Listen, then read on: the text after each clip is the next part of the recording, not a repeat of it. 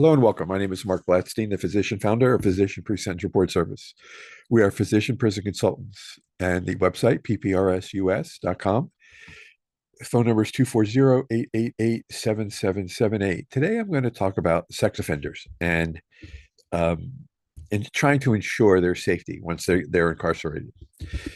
So I believe that the courts break down a sex offender as between those that just kind of visually look at pictures and others that produce, make, transport people across state lines. There's a big difference. Unfortunately, for the individual, once they're branded a sex offender and they wind up in prison, they could become a target for those that don't like sex offenders, unfortunately. And so the Bureau of Prisons has a sex offender management program. Now, as of now, November of 2025, really all prisons across the country are short staffed. Um, they have short correction staff. They are short in medical staff. And on top of that, they're taking called augmentation teachers, nurses, and having them sub in as correction staff. So the following is how it's written out on paper. I don't know how much of it is actually impacted or is followed through on, but at least the minimum, at least from what my perspective is to share with you the information on placement, because there is a residential and a non-residential treatment program, but you don't get into that program till the very end. And so the Bureau of Prisons has certain institutions where they provide sex offender management programs for individuals that require specialized treatment and oversight. And so the oversight is the part that is kind of in question.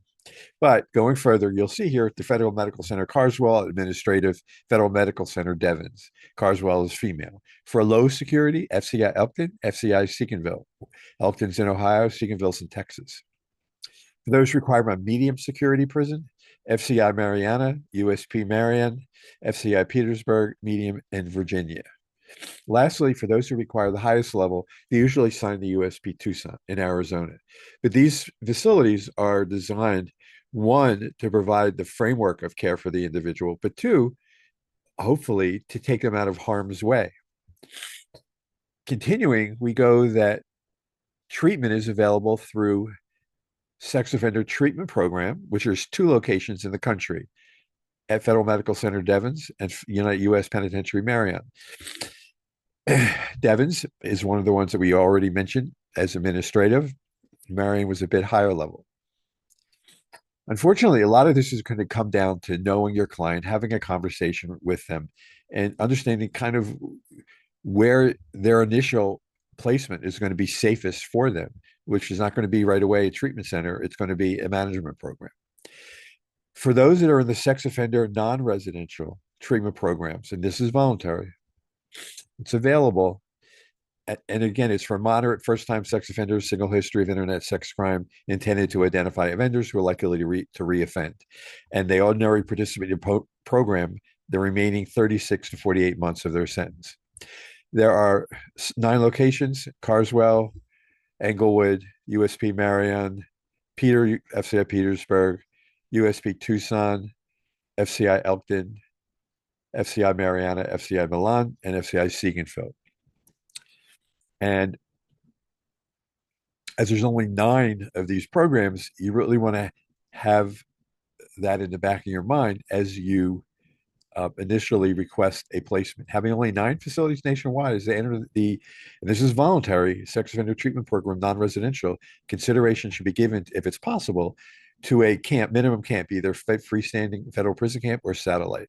Because if anyone acts violently towards them in a satellite, in a minimum camp, then they immediately get thrown behind the fence or behind, to more secure location. The sex offender program residential, those history of multiple sexual offenses, reoffense, extensive non-sexual criminal histories, or high level of sexual deviancy or hypersexuality. Again, it's during the last 36 to 48 months of the sentence. This too is voluntary. The reason I'm bringing this up is because of the following. Recently, as in the last 3 months, we're in the end of November 2025, there's listed that there are 3 deaths in the last 3 months. That's kind of not normal.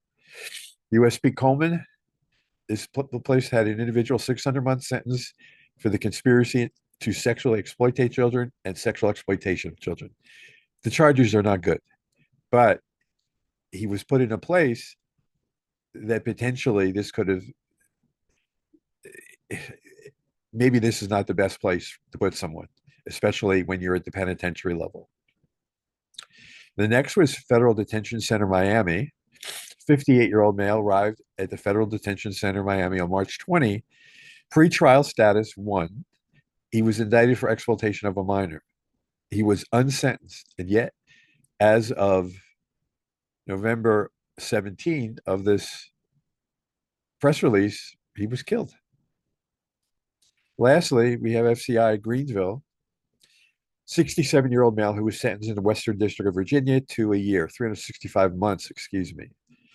Sentence for transportation with intent to engage in criminal sexual activity with a minor mailing, threatening communications, and threatening law enforcement. I mean, this is just not good charges. But was FCI Greenville the best place to have them incarcerated? Now, granted, the management programs may have been safer. We don't know. And the sex offender treatment and residential, non-residential, and residential uh, centers, they both are voluntary.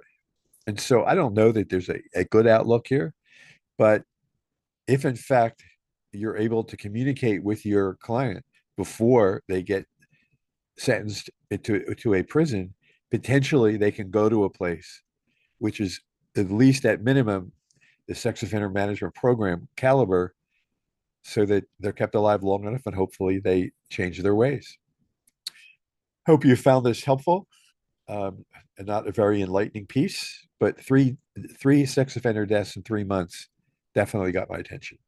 I appreciate you taking the time to listen and have a good day.